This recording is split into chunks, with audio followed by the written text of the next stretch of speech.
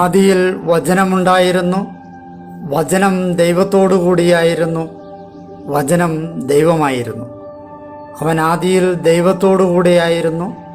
സമസ്തവും അവനിലൂടെ ഉണ്ടായി, ഒന്നും അവനെ കൂടാതെ ഉണ്ടായിട്ടില്ല. അവനിൽ ജീവനുണ്ടായിരുന്നു, ആ ജീവൻ മനുഷ്യരുടെ വെളിച്ചമായിരുന്നു.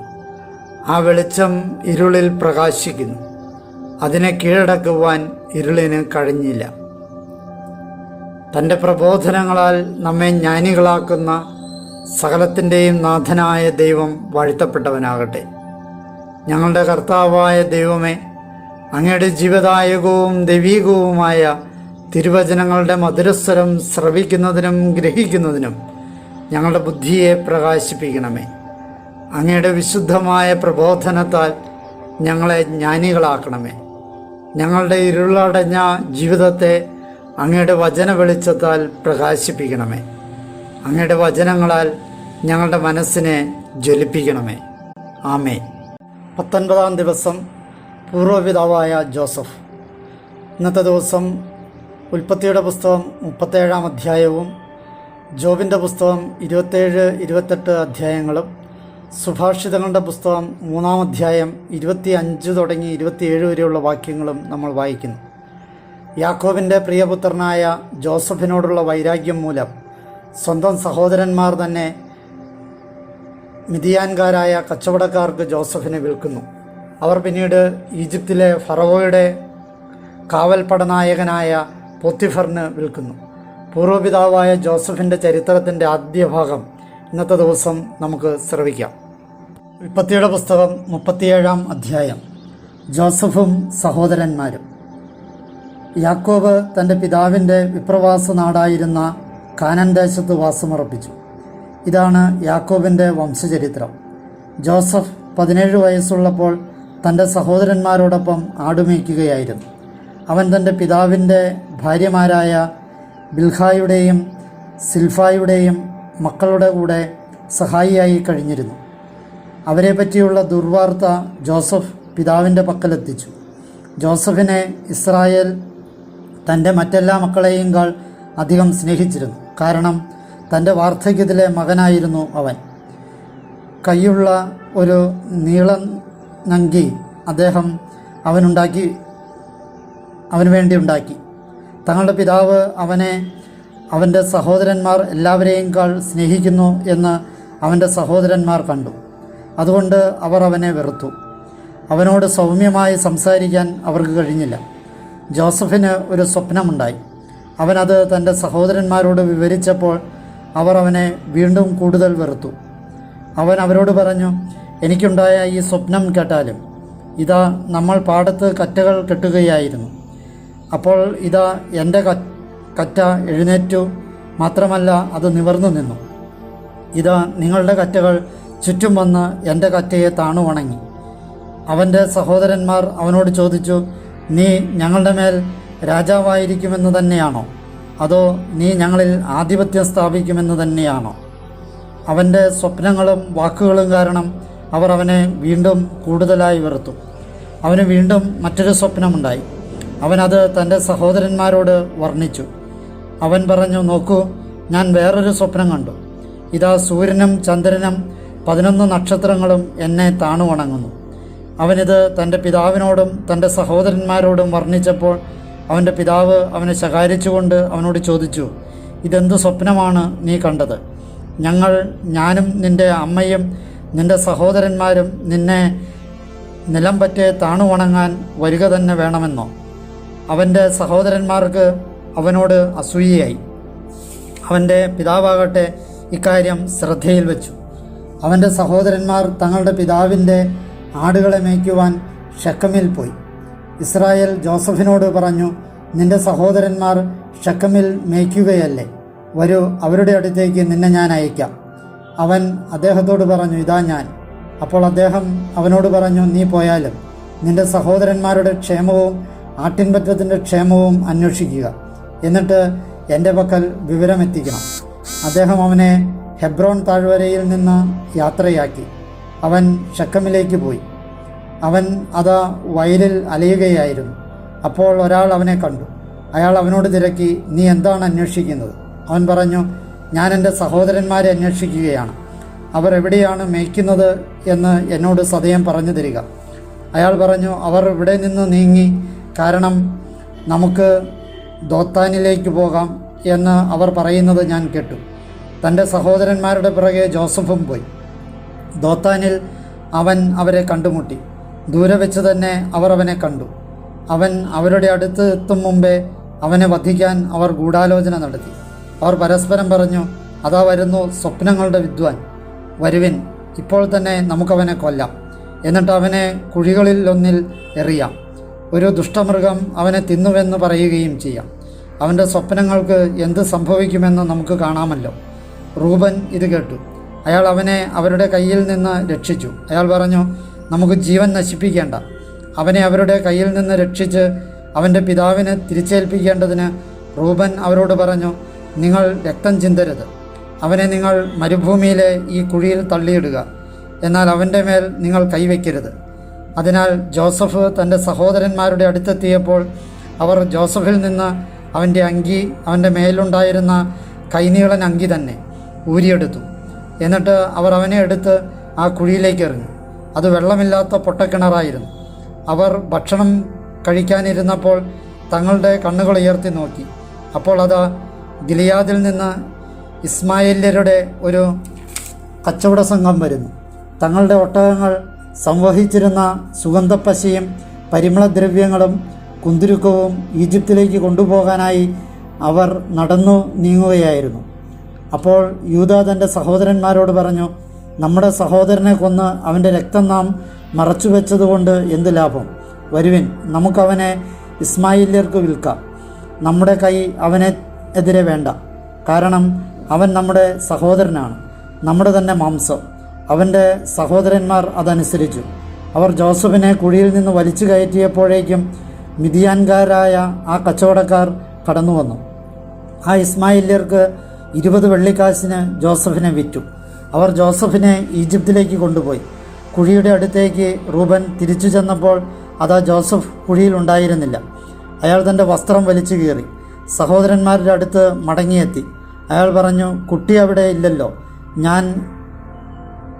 ഞാനിനി എങ്ങോട്ട് പോകും? അവർ ജോസഫിൻ്റെ അങ്കിയെടുത്തു. ഒരു മുട്ടാടിനെ അറുത്ത് അങ്കി രക്തത്തിൽ മുക്കി അവർ കൈനീളൻ അങ്കി കൊടുത്തയച്ചു. അത് അവരുടെ പിതാവിൻ്റെ അടുക്കൽ എത്തിച്ചവർ പറഞ്ഞു, ഇത് ഞങ്ങൾ കണ്ടെത്തി. ഈ കുപ്പായം അങ്ങയുടെ മകൻ്റേതാണോ അല്ലയോ എന്ന് പരിശോധിച്ചാലും. അദ്ദേഹം അത് തിരിച്ചറിഞ്ഞു. അദ്ദേഹം പറഞ്ഞു, എൻ്റെ മകൻ്റെ കുപ്പായം. ഏതോ ദുഷ്ടമൃഗം ജോസഫിനെ തീർച്ചയായും കടിച്ചു കീറി തിന്നത് തന്നെ. യാക്കോബ് തൻ്റെ വസ്ത്രം വലിച്ചു കീറി അരയിൽ ചാക്കുടുത്തു. വളരെ നാൾ തൻ്റെ മകനെക്കുറിച്ച് വിലപിച്ചു. അദ്ദേഹത്തിൻ്റെ പുത്രീപുത്രന്മാരെല്ലാവരും അദ്ദേഹത്തെ ആശ്വസിപ്പിക്കാൻ ശ്രമിച്ചു. എന്നാൽ ആശ്വസിപ്പിക്കപ്പെടാൻ വിസമ്മതിച്ചുകൊണ്ട് അദ്ദേഹം ഇങ്ങനെ പറഞ്ഞു, വിലപിച്ചുകൊണ്ട് തന്നെ എൻ്റെ മകൻ്റെ അടുത്തേക്ക് പാതാളത്തിലേക്ക് ഞാൻ ഇറങ്ങും. അദ്ദേഹം തൻ്റെ മകനെ ഓർത്ത് കരഞ്ഞു. മിദിയാൻകാരാകട്ടെ അവനെ ഈജിപ്തിൽ ഫറവോയുടെ ഒരു ഉദ്യോഗസ്ഥനും കാവൽപ്പടയുടെ നായകനുമായ പോത്തിഫറിന് വിറ്റു. ജോബിൻ്റെ പുസ്തകം 27-ാം അധ്യായം. ജോബ് തൻ്റെ സുഭാഷിതാവതരണം തുടർന്നുകൊണ്ട് പറഞ്ഞു, എൻ്റെ ന്യായം എടുത്തു കളഞ്ഞ ദൈവമാണേ, എൻ്റെ ജീവൻ തിക്തമാക്കിയ സർവശക്തനാണേ, എൻ്റെ ശ്വാസം എന്നിലും ദൈവത്തിൻ്റെ അരൂപി എൻ്റെ നിശ്വസനത്തിലും ഇനിയുള്ളപ്പോഴെല്ലാം എൻ്റെ അധരങ്ങൾ തിന്മ പറയുകയില്ല, എൻ്റെ നാവ് വഞ്ചന ഉരുവിടുകയില്ല. നിങ്ങളെ ഞാൻ സാധൂകരിക്കുന്നെങ്കിൽ എനിക്ക് ശാപം. മരിക്കുവോളം എൻ്റെ നിഷ്കളങ്കത എന്നിൽ നിന്ന് ഞാൻ അകറ്റുകയില്ല. എൻ്റെ നീതി ഞാൻ മുറുകെ പിടിക്കും, ഞാൻ പിൻവാങ്ങുകയില്ല. എൻ്റെ ദിവസങ്ങളെ പ്രതി എൻ്റെ ഹൃദയം പരിതപിക്കുകയില്ല. എൻ്റെ ശത്രു ദുഷ്ടനെപ്പോലെയും എൻ്റെ എതിരാളി അധർമ്മിയെപ്പോലെയും ആയിരിക്കട്ടെ. അവിടുന്ന് കളങ്കിതനെ വെട്ടിനീക്കുമ്പോൾ, അവൻ്റെ ജീവൻ ദൈവം പുറന്തള്ളുമ്പോൾ അവൻ്റെ പ്രത്യാശ എന്തായിരിക്കും? കഷ്ടത അവൻ്റെ മേൽ വന്നുകൂടുമ്പോൾ ദൈവം അവൻ്റെ നിലവിളി ശ്രവിക്കുമോ? അവൻ സർവശക്തനിൽ ഇഷ്ടം കണ്ടെത്തിയിരുന്നെങ്കിൽ എല്ലാ നേരവും ദൈവത്തെ വിളിച്ചപേക്ഷിക്കുമായിരുന്നു. ദൈവത്തിൻ്റെ കരത്തെക്കുറിച്ച് ഞാൻ നിങ്ങളെ പഠിപ്പിക്കാം. സർവശക്തൻ്റെ പക്കലുള്ളത് ഞാൻ മറച്ചു വയ്ക്കുകയില്ല. നിങ്ങൾ തന്നെ എല്ലാവരും ദർശിച്ചിട്ടുള്ളതാണല്ലോ. എന്നിട്ടും നിങ്ങൾ എന്തുകൊണ്ട് മിഥ്യ വമിക്കുന്നു. ദുഷ്ടമനുഷ്യന് ദൈവത്തിൽ നിന്നുള്ള ഓഹരിയും മർദ്ദകർ സർവശക്തനിൽ നിന്ന് പ്രാപിക്കുന്ന അവകാശവും ഇതത്രേ. അവൻ്റെ മക്കൾ പെരുകുന്നെങ്കിൽ അവർക്കുള്ളതാണ് വാൾ. അവൻ്റെ സന്തതികൾക്ക് ആഹാരം മതിയാകില്ല. അവന് ശേഷിക്കുന്നവർ മഹാമാരിയാൽ സംസ്കരിക്കപ്പെടും. അവൻ്റെ വിധവകൾ വിലപിക്കുകയുമില്ല. അവൻ പൊടി പോലെ വെള്ളി കുന്നുകൂടിയാലും കളിമണ്ണുപോലെ വസ്ത്രം സമാഹരിച്ചാലും സമാഹരിക്കാമെന്നേ ഉള്ളൂ. ധരിക്കുന്നത് നീതിമാനായിരിക്കും, വെള്ളി പങ്കിടുന്നത് നിഷ്കളങ്കനായിരിക്കും. അവൻ ചിതലിനെ പോലെ തൻ്റെ വീട് പണിതു, കാവൽക്കാരൻ ഉണ്ടാക്കിയ കുടിൽ പോലെ. കുബേരനായി അവൻ ശയിക്കും, എന്നാൽ അന്ത്യവിശ്രമത്തിലെത്തില്ല. അവൻ കണ്ണുകൾ തുറക്കുമ്പോഴേക്കും ഒന്നും ഉണ്ടായിരിക്കുകയില്ല. വെള്ളം പോലെ ഭീതി അവനെ കീഴ്പ്പെടുത്തും. രാത്രിയിൽ ചുഴലിക്കാറ്റ് അവനെ അപഹരിക്കും. കിഴക്കൻ കാറ്റ് അവനെ പൊക്കിയെടുക്കും. അവൻ തിരോഭവിക്കും. സ്വസ്ഥാനത്തു നിന്ന് അവനെ അത് തൂത്തെറിയും. അത് നിർദ്ദയം അവൻ്റെ മേൽ ചുഴറ്റിയടിക്കും. അതിൻ്റെ ശക്തിയിൽ നിന്ന് അവൻ ബന്ധപ്പെട്ടോടുന്നു. അത് അവനെതിരെ കൈയടിക്കുകയും അതിൻ്റെ സ്ഥാനത്തു നിന്ന് അവൻ്റെ മേൽ ചീറ്റുകയും ചെയ്യും. അധ്യായം 28. ജോബിൻ്റെ ജ്ഞാനപ്രഭാഷണം. തീർച്ചയായും വെള്ളിക്ക് ഒരു ഖനിയുണ്ട്, സ്വർണത്തിനുമുണ്ട് അവർ ശുദ്ധി ചെയ്യുന്ന ഒരു സ്ഥലം. ധൂളിയിൽ നിന്ന് ഇരുമ്പ് എടുക്കപ്പെടുന്നു, അയിര് ഉരുക്കപ്പെടുമ്പോഴാണ് ചെമ്പ്. അവൻ അന്ധകാരത്തിന് അതിര് നിർണയിക്കുന്നു. കൂരിരുളിൻ്റെയും അന്ധതമസിൻ്റെയും ഒരു രത്നത്തിനായി അവൻ സകല പരിധിയിലേക്കും പര്യവേഷണം നടത്തുന്നു. വാസകേന്ദ്രത്തിൽ നിന്ന് വിട്ട് അവൻ തോടുകീറുന്നു. സഞ്ചാരിക്ക് വിസ്മൃതരായ അവർ മർത്യോചിതമല്ലാത്ത വിധം ക്ലേശിച്ച് തൂങ്ങിയാടുന്നു. ഭൂമി അതിൽ നിന്നാണ് ആഹാരം ഉദ്ഭൂതമാക്കുന്നത്, എന്നാൽ അതിൻ്റെ അധോഭാഗങ്ങൾ അഗ്നിസമാനമായി മാറുന്നു. അതിൻ്റെ കല്ലുകൾ ഇന്ദ്രനീല സ്ഥാനമാണ്, സ്വർണധൂളികളും അതിനുണ്ട്. കഴുകൻ ആ പാത അറിയുന്നില്ല, പ്രാപ്പിടിയൻ്റെ കണ്ണ് അത് കണ്ടിട്ടില്ല. ഘോര വന്യമൃഗങ്ങൾ ആ വഴി നടന്നിട്ടില്ല, സിംഹവും അതിലെ പോയിട്ടില്ല. അവൻ കരിമ്പാറയിൽ കൈവയ്ക്കുന്നു. അവൻ പർവ്വതങ്ങളെ അടിസ്ഥാനത്തിൽ നിന്ന് തകിടം മറിക്കുന്നു. പാറകളിൽ അവൻ ആറുകൾ കീറുന്നു. അമൂല്യമായതെല്ലാം അവൻ്റെ കണ്ണു കാണുന്നു. ഒലിപ്പില്ലാത്ത വിധം അരുവികൾക്ക് അവൻ അണകെട്ടുന്നു. അതിൻ്റെ രഹസ്യം അവൻ വെളിച്ചത്ത് കൊണ്ടുവരും. എന്നാൽ ജ്ഞാനം എവിടെ കണ്ടെത്തും? അറിവിൻ്റെ സ്ഥാനം എവിടെയാണ്? അതിൻ്റെ മൂല്യം മർത്യനറിയുന്നില്ല. ജീവിക്കുന്നവരുടെ നാട്ടിൽ അത് കണ്ടെത്തപ്പെടുകയില്ല. അഗാധം പറയുന്നു, അവൾ എന്നിലില്ല. സമുദ്രം പറയുന്നു, അവൾ എന്നോടൊത്തില്ല. അവൾക്ക് പകരം തങ്കം നൽകിയാൽ മതിയാകില്ല. അവളുടെ വിലയായി വെള്ളിയും അളക്കപ്പെടുകയില്ല. ഓഫീർ പൊന്നുകൊണ്ട് അത് തൂക്കപ്പെടുകയില്ല. അമൂല്യ ഗോമേതകവും ഇന്ദ്രനീലവും കൊണ്ടും. സ്വർണത്തിനും സ്ഫടികത്തിനും അതിൻ്റെ മൂല്യമില്ല. കനകാഭരണങ്ങൾക്കു വേണ്ടിയും അതിന് വെച്ചുമാറ്റമില്ല. പവിഴവും പളുങ്കും പരാമർശിക്കപ്പെടുന്നേയില്ല. മുത്തുകളേക്കാൾ ജ്ഞാനമാണ് സമ്പാദ്യം. എത്യോപ്യയിലെ പുഷ്യരാഗത്തിന് അതിൻ്റെ മൂല്യമില്ല. ശുദ്ധമായ പൊന്നുകൊണ്ട് അവൾ തൂക്കപ്പെടുകയില്ല. ജ്ഞാനം എവിടെ നിന്ന് വരുന്നു? അറിവിൻ്റെ സ്ഥാനം എവിടെയാണ്? ഓരോ ജീവിയുടെയും ദൃഷ്ടികളിൽ നിന്ന് അത് മറയ്ക്കപ്പെട്ടിരിക്കുന്നു.